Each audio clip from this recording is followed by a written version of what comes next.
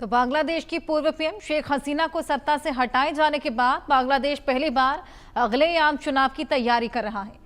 बांग्लादेश के मुख्य चुनाव आयुक्त ने ऐलान किया कि बांग्लादेश में आम चुनाव फरवरी 2026 के पहले सप्ताह में होंगे और उन्होंने ये स्वीकार किया कि मतदान प्रक्रिया को स्वतंत्र, निष्पक्ष और पारदर्शी बनाना चुनाव आयोग के लिए अब भी एक बड़ी चुनौती है।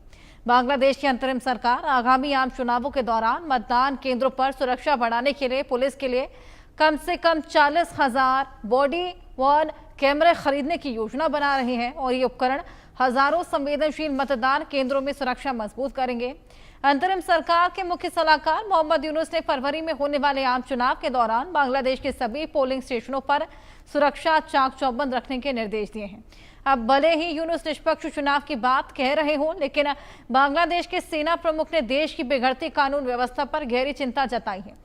उन्होंने राजनीतिक संकट को इसका जिम्मेदार ठहराते हुए कहा कि देश की संप्रभुता पर खतरा है। इसी बीच एक बड़ी खबर आपको बताएं, बांग्लादेश में चुनाव की तैयारी तेज है। बांग्लादेश में अगले साल फरवरी में आम चुनाव होंगे। बांग्लादेश में स्वतंत्र निष्पक्ष चुनाव कराना बड़ी चुनौती। बीएनपी ने जमाते इस्लामी से दूरी बनाकर नया गठबंधन बनाया है। चुनाव आयोग जनता का विश्वास बहाल करने का प्रयास कर रहे हैं। जल्द ही बांग्लादेश में चुनाव है और हालांकि सुरक्षा के लिहाज से सब इंतजाम किए जा रहे हैं, लेकिन इसके बावजूद अब लोगों के लिए, जनता के लिए यूनुस पर विश्वास कर पाना एक बेहद बड़ा चैलेंज। तो बांग्लादेश में चुनाव की तैयारियां बेहद तेज। ऐसे में बांग्लादेश में फरवरी में आम चुनाव होने हैं और 2 महीने पहले डेट्स अनाउंस होंगे। 40,000 बॉडी कैमरे खरीदने की योजना है। चुनाव ऐप लॉन्च करने की भी योजना है। जल्द लॉन्च होगा एक इलेक्शन का ऐप। संवेदनशील मतदान केंद्रों में सुरक्षा मजबूत करने की भी कोशिश है। वहीं मतदाताओं को रियल टाइम अपडेट मिलेगा, यानी टाइम टू टाइम, पल पल का अपडेट मिलता रहेगा। बांग्लादेश में स्वतंत्र निष्पक्ष तरीके से चुनाव कराना एक बेहद बड़ा चैलेंज है। जिस तरीके के हालात बने हैं, ऐसे में लोगों का चुनाव आयोग और चुनाव प्रक्रिया पर भरोसा बेहद कम है कि क्या चुनाव वाकई निष्पक्ष तरीके से होंगे या चुनाव की जो प्रक्रिया रहेगी वो वाकई सही तरीके से की जाएगी। भरोसा बेहद कम लोगों को हो चला है और खास तौर पर जिस तरीके के हालात अभी बांग्लादेश में बने हैं, कानून व्यवस्था चरमराई हुई है और उपद्रवी आए दिन उपद्रव मचा रहे हैं। कट्टरपंथी कट्टरपंथ की हर सीमा को पार कर चले हैं। आइए इसी को लेकर और बातचीत करेंगे। कर्नल रिटायर्ड संजीत सिरोही जी, जो कि रक्षा विशेषज्ञ हैं, और अरविंद सिंह तेजावन, विदेश मामलों के जानकार, हमारे साथ जुड़ गए हैं। बहुत स्वागत है आप दोनों का।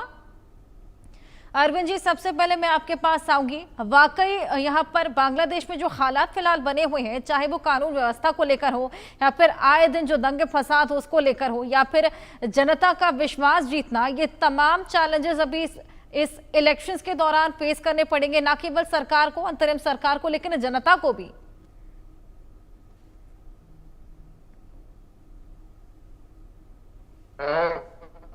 बिल्कुल आपने सही कहा है, पर यह एक प्रक्रिया है। जब भी कहीं पे स्थायित्व देने के लिए चुनाव एक बहुत जरूरी प्रक्रिया है। हम जानते हैं कि जो प्रजातंत्र है उसकी अपनी सीमाएं होती है, उसकी अपनी लिमिटेशंस हैं, उसमें बहुत सारे फैक्टर्स काम करते हैं जो कभी कभी समाज और देश के लिए सही नहीं होते हैं।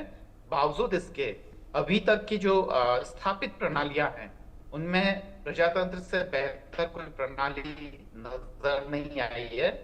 तो ये बांग्लादेश के लिए बेहद जरूरी है और उसके साथ साथ जो वह एक निष्पक्ष और साफ चुनाव कराएं ताकि वहां की जनता का उसमें विश्वास स्थापित हो। आशा जी, बिल्कुल निष्पक्ष चुनाव यहाँ सभी चाह रहे हैं। हालांकि जनता को अभी फिलहाल इस पूरी प्रक्रिया पर विश्वास कर पाना भी थोड़ा मुश्किल हो चला है। संजीत सिरोही जी, मैं आपके पास आऊंगी। क्या लगता है, क्या कुछ चैलेंजेस इस इलेक्शंस में देखने को मिलेंगे और क्या लगता है आपको कि यूनुस, जो कि यहाँ पर बांग्लादेश में जो हालात बने हैं उसके पीछे एक बेहद बड़ा रीजन रहे हैं, वो इन निष्पक्ष चुनावों की जो प्रक्रिया है निष्पक्ष तरीके से करवा पाएंगे? देखिए हर्षा जी, मुझे ये लगता है कि ये जो इलेक्शन है जो फरवरी 2026 में होंगे, इसमें सबसे पहले तो मेरे को लगता है फ्री एंड फेयर इलेक्शन नहीं है। क्यों है नहीं है? क्योंकि जो सबसे बड़ी सिंगल लार्जेस्ट पार्टी अवामी लीग है उसको बैन कर दिया गया है। वो इसी तरीके से जिस तरह पाकिस्तान में जो है इमरान खान की पार्टी को बैन कर दिया गया था, उसके बाद इलेक्शन हुए। तो मेरे हिसाब से जो स्टार्ट पॉइंट है यही ठीक नहीं है। आप किसी इंडिविजुअल के खिलाफ कार्रवाई कर सकते हैं, आप शेख हसीना के खिलाफ केसेस लगा सकते हैं, उनके आप कानूनी कार्रवाई कर सकते हैं, लेकिन एक जो पार्टी है जिसकी सबसे ज्यादा मेजॉरिटी है और जो सबसे ज्यादा पॉपुलर पार्टी है देश में, अगर आप उसी को जो है बैन कर देंगे तो फिर ये फ्री एंड फेयर इलेक्शन तो पहले ही नहीं हो रहा है, ये पहली बात है। दूसरी चीज अगर आप देखेंगे तो लोगों के मन में अभी भी इस चीज की शंका है कि इलेक्शन फेयर एंड फ्री नहीं होंगे।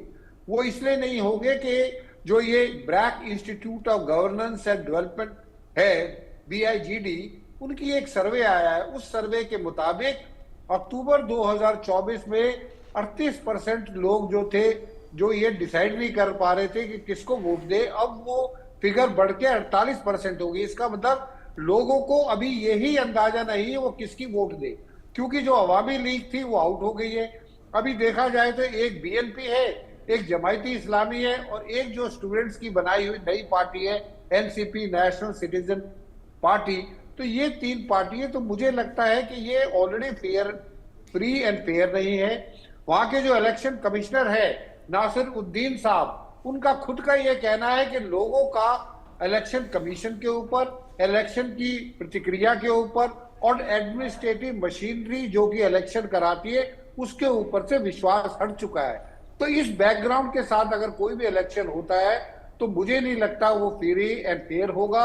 और जो उनके आर्मी चीफ भी इस चीज की जो है कह रहे हैं कि हालात ठीक नहीं है, तो मुझे लगता है ये इलेक्शन जो है सिर्फ एक आई वॉश है। ये सिर्फ लोगों को ठंडा करने और इंटरनेशनल कम्युनिटी को बताने के लिए कि ये डेमोक्रेटिक प्रोसेस में हम बिलीव करते हैं और हम डेमोक्रेटिक प्रोसेस को फॉलो करेंगे। लेकिन मुझे लगता है ये अवामी लीग को हटा के ये सिर्फ एक आई वॉश का इलेक्शन है, असली इलेक्शन ये नहीं। हर्षा जी। बिल्कुल। अरविंद जी, मैं आपके पास आऊंगी। वहां के सेना प्रमुख का भी यही कहना है कि अभी जिस तरीके के हालात बने हैं, कहीं ना कहीं धांधली या फिर गड़बड़ी देखने को मिलेगी इन इलेक्शंस में। तो क्या लगता है उनके द्वारा यहाँ पर कानून व्यवस्था हालांकि नहीं संभल पाई थी, लेकिन इस इलेक्शन में निष्पक्षता को इंश्योर करने का देखा जाएगा?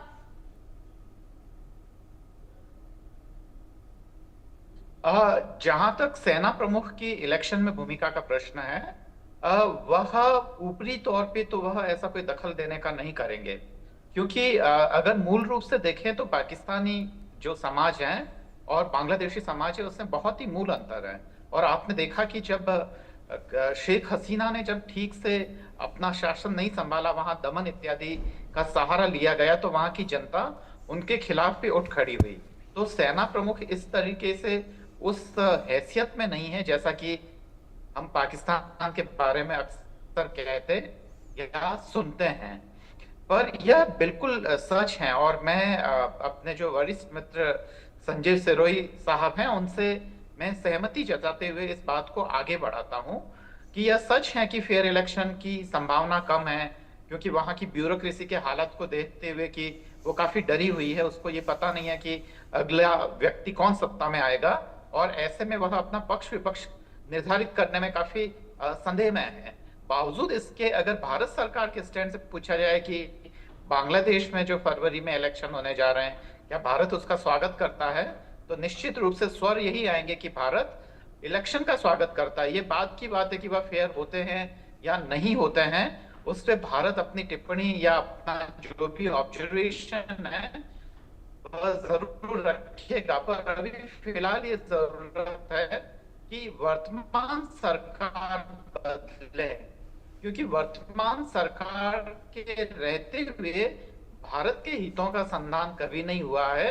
तो कम से कम जो सरकार का स्वरूप बदले, तो उसके साथ साथ बार्गेनिंग करना भी ठीक रहेगा और राष्ट्रीय हितों को आगे बढ़ाना, डायलॉग स्थापित करना, ये भारत के लिए संभव होगा। तो किसी भी सूरत में इलेक्शन की दरअसल अभी तक प्रजातंत्र का कोई विकल्प हमारे सामने नहीं आया, वह प्रजातंत्र ही है। हालांकि प्रजातंत्र की अपनी सीमाएं हैं और खासकर दक्षिण एशिया के संदर्भ में प्रजातंत्र इतना सफल नहीं हुआ है। बावजूद उसके हमें एक बार जो बांग्लादेश के चुनाव है उनका स्वागत करना चाहिए और देखना चाहिए कि वह इलेक्शन किस तरीके से करते हैं। तो मुझे लगता है कि इंतजार ही एक तरीका हो सकता है। हर्षा जी। बिल्कुल बिल्कुल। और संजीत सिरोजी, हम बात करें जो तमाम पार्टियां वहां पर इलेक्शंस कंटेस्ट कर रही हैं, कौन सी पार्टियां आपको लगती है जिसका पलड़ा भारी है या फिर जो बांग्लादेश का थोड़ा बहुत उद्धार कर पाए? देखिए हर्षा जी, इसी सर्वे की जिसकी मैं बात कर रहा था, BRAC institute of governance and development का, इन्हीं के सर्वे के मुताबिक जो इन्होंने सर्वे किया, और इन्होंने तकरीबन 5,000 लोगों का टेलीफोनिक इंटरव्यू लिया है, उसमें जो है 70% रूरल एरिया के थे और तकरीबन 30% जो है अर्बन एरिया के थे। तो उसमें हर तरह का मिक्स करके जो इंटरव्यू लिया, उसके मुताबिक जो आज के दिन खबर है वो ये है कि बीएन पार्टी को 12% वोट मिलने का अंदाजा है, और जो जमायती इस्लामिक पार्टी और उसके साथ जो और गठबंधन की पार्टियां हैं उनको 10.4% का मिलने का अंदेशा है, और जो ये एनसीपी जो नई पार्टी स्टूडेंट विंग की बनी है उसको 2.8% का है। और ये भी जो उनके बीएनपी के जो चेयरमैन हैं ताहिर रहमान, जो अभी इंग्लैंड में है, उनका भी ये मानना है कि हम जो ये इलेक्शन लड़ेंगे हम जमायती के साथ नहीं लड़े, क्योंकि पहले कई इलेक्शंस में बीएन पार्टी ने जमायत इस्लामी के साथ इलेक्शन लड़े। तो ये इस बारी उन्होंने, क्योंकि अवामी लीग से मुकाबला नहीं है, तो अवामी लीग अगर होती तो फिर हो सकता है कि बीएनपी और जमायती दोनों मिलकर लड़ते, लेकिन अब क्योंकि अवामी लीग नहीं है तो अभी सीधी की सीधी लड़ाई जो है बीएनपी चाहती है कि वो अकेले जाए। क्योंकि अगर आप बीएनपी को देखें तो बीएनपी एक ऐसी पार्टी है जो जिसमें जमायती का अगर होना होगा तो हिंदू वोट जो है बीएनपी को नहीं मिलेंगे। तो वोटों को नजर मध्य रखते हुए और हिंदुओं की और माइनॉरिटीज की वोटों को नजर रखते हुए मुझे लगता है कि आज के दिन बीएनपी का पलड़ा भारी है, क्योंकि बीएनपी जमायती से ज्यादा अच्छी लोगों का जो है मानना है कि वो माइनॉरिटी को भी लेके चलेगी। और जमायती का आप देखेंगे पिछले कई इलेक्शनों में जमायती की वोट परसेंट 3 से ज्यादा परसेंट नहीं आती है, 3 से ज्यादा 4% से। तो अभी आने वाले समय में बताया जाएगा, लेकिन आज के दिन जो आपने सवाल पूछा, मेरे हिसाब से जो है बीएनपी का पलड़ा आज के दिन भारी है। हर्षा जी। बिल्कुल, चलिए आप दोनों के पास मैं वापस आऊंगी। इसी बीच हम एक और बड़ी खबर दर्शकों को दे दें। बांग्लादेश आर्मी चीफ ने यह माना है कि देश में सब कुछ ठीक नहीं है। बिगड़ती कानून व्यवस्था पर आर्मी चीफ की चेतावनी सामने आई है। वकार उस जमान ने बिगड़ती कानून व्यवस्था पर चिंता जताई है, राजनीतिक उथल पुथल को संकट की वजह बताया और जमान के बयान को यूनुस के लिए भी चेतावनी की तरह अब देखा जा रहा है। बांग्लादेश आर्मी चीफ ने माना है कि देश में सब कुछ ठीक नहीं है और अब आर्मी चीफ की चेतावनी भी सामने आई है। बिगड़ते हालातों को देखते हुए बांग्लादेश आर्मी चीफ ने माना कि देश में सब कुछ ठीक नहीं। वकार जमान ने बिगड़ती कानून व्यवस्था पर चिंता जाहिर की है, राजनीतिक उथल पुथल को संकट की वजह बताया है। जमान के बयान को यूनुस के लिए भी चेतावनी की तरह देखा जा रहा है और पुलिस महकमे में छोटे अफसरों से लेकर सीनियर अधिकारी तक डरे हुए हैं। कानून व्यवस्था समेत कई मुद्दों पर घिरे हुए हैं यूनुस। समाज में लगातार जो गहराती खाई और हिंसा से बांग्लादेश की संप्रभुता खतरे में पड़ रही है, नहीं संभले तो देर हो जाएगी। ये तमाम बातें वकार जमान बोलते हुए नजर आई हैं। अरविंद जी, मैं आपके पास आऊंगी। जिस तरीके से हम पहले भी बात कर रहे थे, वकार उस जमान हालांकि इलेक्शंस में डायरेक्टली हस्तक्षेप नहीं कर सकते, लेकिन कानून व्यवस्था जो बिल्कुल बिगड़ी हुई है उसको लेकर अब वो चिंता जाहिर कर रहे हैं। जबकि इतने समय से कानून व्यवस्था बिगड़ी हुई थी, क्यों नहीं शुरुआत से कोई एक्शन लिया गया? चलिए इलेक्शंस आपके खेमे में नहीं आते, लेकिन कानून व्यवस्था तो आपके खेमे में आती है, तो उस तरफ क्यों नहीं नजर दौड़ाई गई? देखिए हर्षा जी, कानून व्यवस्था भी सीधे सीधे सेना का मामला नहीं है। वो दरअसल मूलतः पुलिस और प्रशासन का मामला है। सेनाएं तब तक कुछ नहीं कर सकती है जब तक कि जो केंद्रीय नेतृत्व है उन्हें वह कुछ करने के लिए ना कहें। तो उस हिसाब से तो कानून व्यवस्था उनका मामला नहीं है जब तक कि उनको कानून व्यवस्था संभालने के ऑर्डर्स नहीं मिल जाते हैं सीधे सीधे, तो वह कानून व्यवस्था अपने हाथ में नहीं ले सकती है। पर यहाँ देखिए एक चीज जो केवल मैं प्रेडिक्शन या केवल वो जो चीजें बता रहा हूँ जिसकी तरफ ध्यान दिया जाना चाहिए कि बांग्लादेश में सत्ता परिवर्तन में अमेरिकन डीप स्टेट का हाथ होने का आरोप लगा है। फिर बाद में चीन के डिप्लोमेट्स और वहां के लोग हैं वो बांग्लादेश में काफी सक्रिय रहे। तो विदेशी सत्ताओं की यह एक तरीके से रंगभूमि बन गया। यहाँ पे बांग्लादेश जो आर्मी चीफ हैं, उन्होंने यह संकेत जरूर दिया था भारत सरकार को कि अगर कोई सहायता मिलती है तो वो कुछ बड़ा सोच सकते हैं। पर इसे एक तरीके से देखा जाए तो भारत के नीति निर्माताओं की कमजोरी ही कहना चाहिए कि वह वे अवसर को नहीं भुना पाए और सत्ता परिवर्तन के बाद में जो भारत की भूमिका होनी चाहिए थी वह ठीक से नहीं निभ पाई। इसका खामियाजा ये भुगतना पड़ रहा है कि दक्षिण एशिया में जो भारत के वर्चस्व को लगातार चुनौती मिल रही है, चाहे वो मालदीव के बारे में जो जहां मुइज़्ज़ू जहां पहले उनके भारत विरोधी स्वर थे, चाहे श्रीलंका देखा जाए, और पाकिस्तान तो शुरू से ही भारत विरोधी रहा है क्योंकि उसका जन्म ही भारत विरोध के आधार पर हुआ है। तो ऐसे में मुझे लगता है कि बिल्कुल। संजीत जी, मैं आपके पास आऊंगी, क्या लगता है इन इलेक्शंस के बाद अब यूनुस के दौरे का दी एंड हो जाएगा?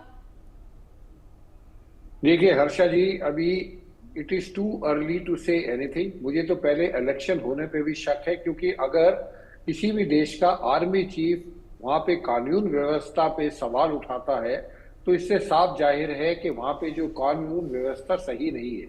और जैसे तेजावत साहब ने भी कहा है, मैं उनके साथ पूरा एग्री करता हूं, कानून का मामला जो है वो फौज के अंतर्गत नहीं आता है जब तक जो है सिविल गवर्नमेंट जो है उस फौज को इनवाइट ना करे या फौज को जो है यूज ना करे। तो ये जहां तक फौज का मामला है तो ये है। लेकिन और दूसरी चीज मैं उनके साथ बिल्कुल सहमत करता हूं कि अगर अमेरिका डीप स्टेट्स ने या पाकिस्तान की जो है ISI ने, अमेरिका की CIA ने, अगर चाइना की जो है इंटेलिजेंस एजेंसीज ने वहां का तख्ता पलट दिया तो क्या भारत सरकार उस टाइम सोती रह गई? भारत सरकार को क्या इसका पता नहीं लगा कि शेख हसीना के खिलाफ जो है इतनी बड़ी कार्रवाई हो रही है? और ये कोई स्टूडेंट्स का ये कहना कि ये स्टूडेंट्स का प्रोटेस्ट था, स्टूडेंट्स का प्रोटेस्ट नहीं था। स्टूडेंट्स के प्रोटेस्ट को सिर्फ एक बहाना बनाया गया। ये एक्चुअली देखा जाए तो CIA और ISI का मिलकर ये पूरा का पूरा अभियान चला है और जिसमें जमायती का पूरा रोल था। तो ये जो है मुझे लगता है कि जो हम जो है आंख बैठ के जो है विश्वास करते हैं, भारत सरकार के पड़ोस में अगर कुछ गड़बड़ हो रही थी तो भारत सरकार का ये कहना कि जी हम उसको वॉच कर रहे थे और ऑब्जर्व कर रहे थे, वो मेरे को लगता है वो ठीक जवाब नहीं है। अगर अमेरिका इतनी दूर से बैठ के बांग्लादेश में एक तख्ता पलट सकता है, पाकिस्तान एक इतना कमजोर देश है जिसके पास खुद खाने के लिए नहीं है, वो एक देश का जो सबसे लार्जेस्ट पार्टी थी, सबसे मोस्ट पॉपुलर पार्टी, अगर वहां का तख्ता पलटवा सकते हैं तो इसमें भारत सरकार की भी गलती रही है। और हमको जो है अभी चौकन्ना रहना है और आने वाले समय में इलेक्शंस होंगे नहीं होंगे, किस तरीके से होंगे। अगर आर्मी चीफ कह रहा हालात ठीक नहीं है तो आप खुद अंदाजा लगा सकते हैं कि वहां पे पोलिंग बूथ के ऊपर किस तरीके से मारकाट मचेगी। उसका मुझे लगता नहीं है कि जो बांग्लादेश की सरकार या बांग्लादेश के जो लॉ एंड ऑर्डर जो फोर्सेस हैं वो उसको ठीक तरीके से कंट्रोल कर पाएंगे। हर्षा जी बिल्कुल, चलिए आपके पास मैं वापस लौटूंगी। इसी बीच भारत बांग्लादेश के रिश्तों से जुड़ी एक बड़ी खबर आपको बता दें।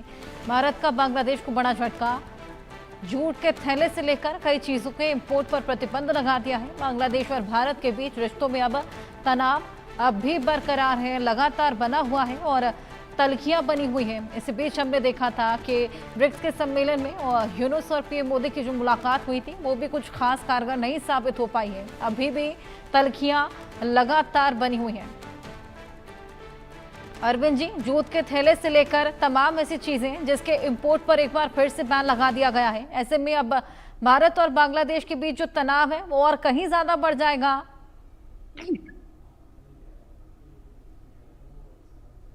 मुझे दरअसल कभी कभी शक होता है, क्योंकि जैसा कि हम दोनों की चिंताएं हैं खासकर देश के लिए कि जो नीति नियंता है वो 1947 से पहले के जो ब्यूरोक्रेट्स और जो डिप्लोमेट्स काम करते थे लगभग वैसे ही काम कर रहे हैं।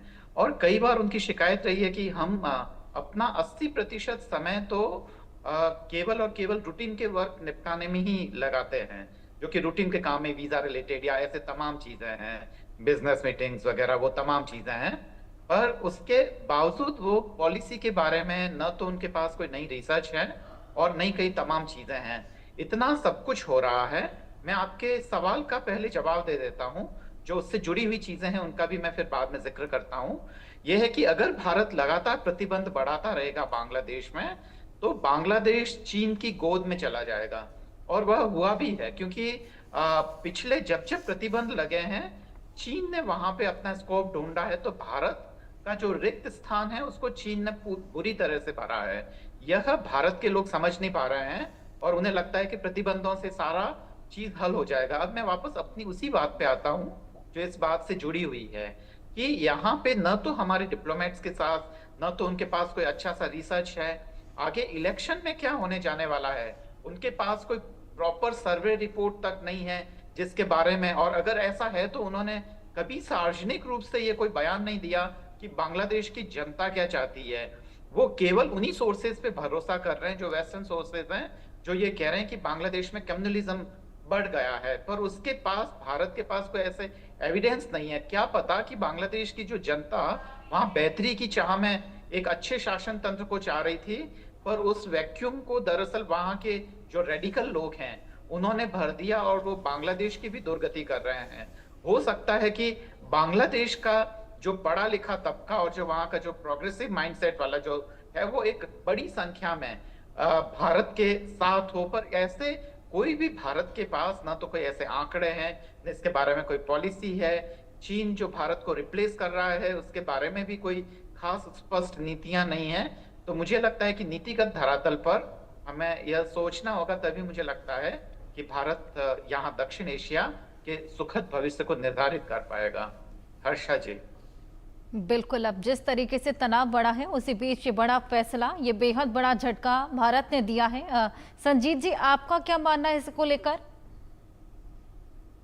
देखिए हर्षा जी, ये सब बातें जो है कि झूठ का बंद कर दिया ठीक है, और जैसा तेजावत साहब कह रहे हैं, ये डबल एज्ड वेपन है।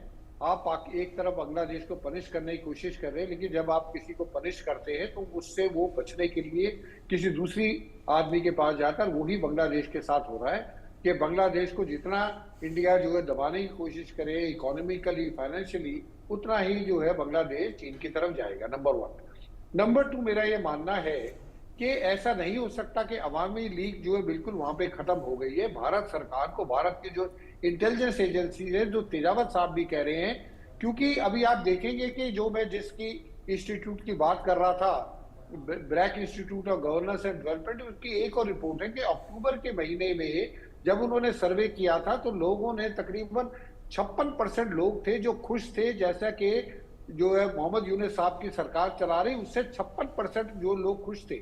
लेकिन आते आते जुलाई में सिर्फ 42% ऐसे लोग हैं जो खुश है।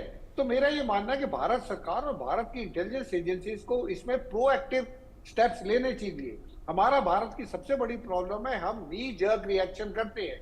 हम कोई चीज होती है उसके बाद एक्शन लेना शुरू करते हैं। जैसे अब आपने बताया झूठ पे ऊपर लगा दिया, बाकी जो प्रतिबंध लगा रहे बांग्लादेश के ऊपर। मेरा ये मानना है कि जब ये स्टूडेंट का प्रोटेस्ट हुआ था, या चलो उसको छोड़ो, अभी इलेक्शन हो रहे हैं, इलेक्शन में भारत की इंटेलिजेंस एजेंसी रॉ है, बाकी जो है उनको इंटेलिजेंस एजेंसी को ये पता करना चाहिए कि कितने प्रतिशत लोग हैं जो अभी भी अवामी लीग के साथ खड़े हैं। तो उनको भी प्रोत्साहित करना चाहिए, उनको पैसे देने चाहिए, ताकि आने वाले इलेक्शंस में बांग्लादेश में जो बीएनपी क्लीन स्वीप ना करे, जमायती क्लीन स्वीप ना करे, और जो हमको इलेक्शंस में इन्वॉल्व होना चाहिए, ताकि अवामी लीग के जो लीडर्स हैं वो चाहे बेशक पार्टी की रिप्रेजेंटेशन ना कर पाए, जिस तरीके से पाकिस्तान में इमरान खान की जो पार्टी के लोग थे वो इंडिपेंडेंट लड़े, तो हमको उनको इंडिपेंडेंट लड़ाना चाहिए। और हमको कोशिश करनी चाहिए कि जो मेजॉरिटी है वहां पे पब्लिक की, उनको वो सरकार मिले जो वो चाहते हैं, वो सरकार नहीं जो मोहम्मद यूनुस चाहता है या अमेरिका चाहता है या पाकिस्तान चाहता है। हर्षा जी।